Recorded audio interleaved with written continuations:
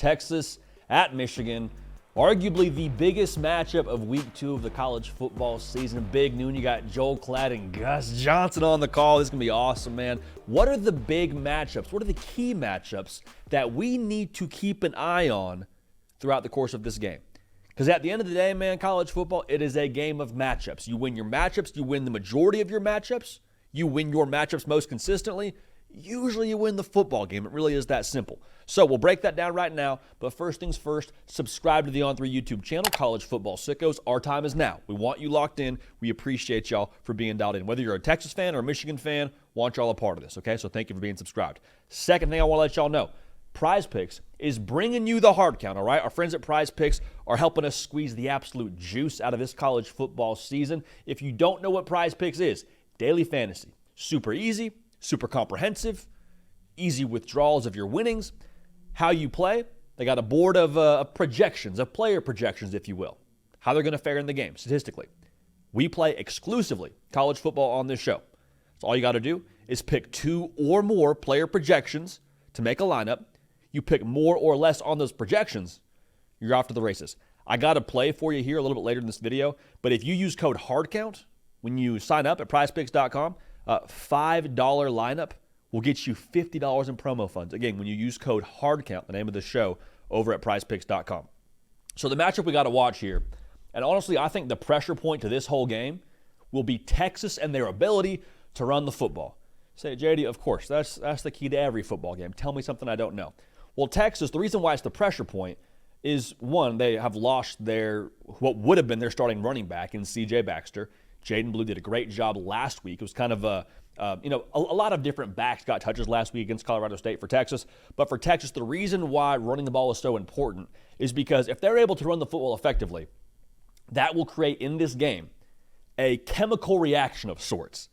Because Texas wants to run to throw. So if they can run, they'll be able to throw. If they're able to throw, they'll be able to score.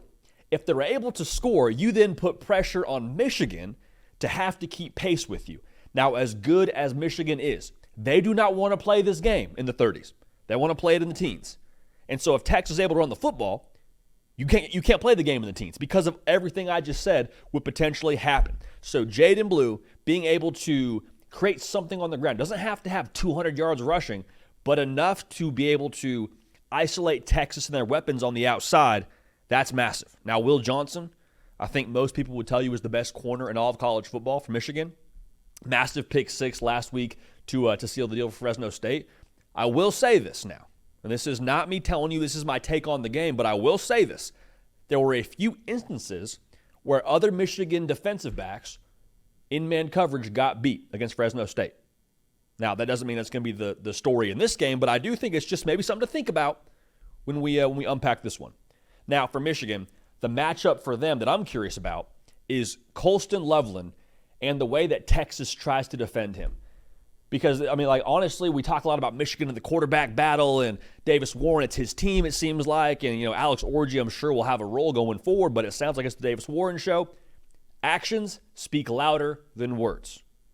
Michigan and their actions, by naming Davis Warren the starting quarterback, and by how frequently they sought to give Colston Loveland the football last week against Fresno State, shows us that is a priority. All right, Colston Loveland, 8 catches, 87 yards. Y'all, he's a tight end, putting up wide receiver kind of numbers. Michigan is telling us through their actions, hey, we think Colston Loveland is one of, if not our best offensive players. He needs to see the football. Okay, so the thing that I'm questioning here is Texas, one, can you defend Colston Loveland? Because that dude is a unicorn in terms of how well he moves at that size and his catch radius. That's one part of it. The other part of it is, well, if you do have to commit resources to try and take away a Colston Loveland, what are you sacrificing? Does that mean a Fred Morris gets open down? Does that mean a Fred Moore gets open downfield? Does that mean a Samaj Morgan gets open downfield? I don't know. But I do think to some degree, if you're Michigan, as much as they want to run the football, I think in this game, you're going to have to ask Davis Warren to give you something in the pass game. Now, I think we, based on that spring game and based on different moments against Fresno State, I think Davis Warren is capable of doing that. But the reason why I feel that way is kind of twofold, or why I feel like Michigan has to throw the football is twofold. One, you have to keep the Texas defense off balance.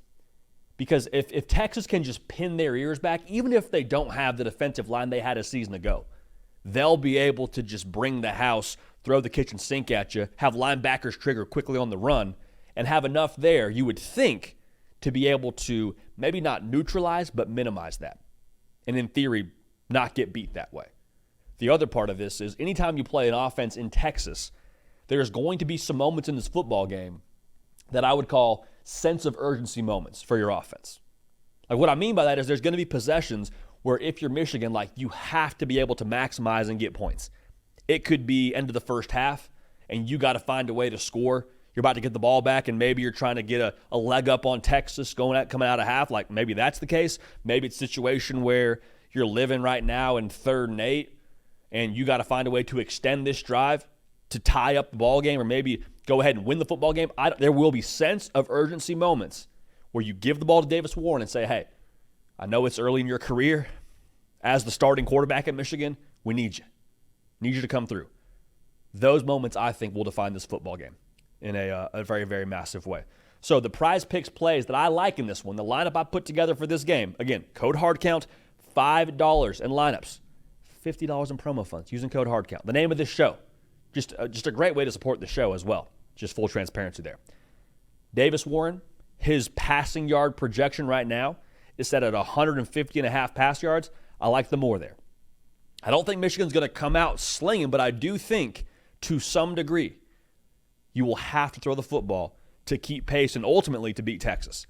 Now for Texas, the projection I like for them, Matthew Golden is a transfer wide receiver from Houston. His total for receiving yards is set at 37.5 in this game. Going back to what I said, I think there is enough matchups here for Matthew Golden to be able to win one-on-one, get the ball from Quinn Ewers, and get north of that number. So we'll take the more on the 37.5 receiving yards. Baked into this is also the assumption that Will Johnson and Isaiah Bond are kind of going at it toe-to-toe. So if that's the case now, your best corner is on another receiver, Matthew Golden. Wherever you line him up at, I think he'll be able to at least surpass that 37.5 receiving yard total. So, again, code HARDCOUNT, $5 in lineups, $50 in promo funds. It's another way to squeeze even more out of this phenomenal matchup in Texas and Michigan. I can't wait for it. Comment below who you think should win the football game. And, again, feel free to tail me on that play. Feel free to fade me on that play, whatever you want to do. But if you do tail me, go ahead and send me a screenshot and let me know that you did. Appreciate y'all so much for that. Again, Instagram and Twitter at JD Pickell. Hey, we love y'all. We appreciate y'all. Let's have a tremendous week 2 of the college football season. We're going to keep this party rolling, and we will see y'all next time. Hey, y'all. Thanks so much for watching. Subscribe to the channel here to make sure you don't miss an episode of the Hard Count. Also, be sure to check out other videos on the On3 YouTube channel.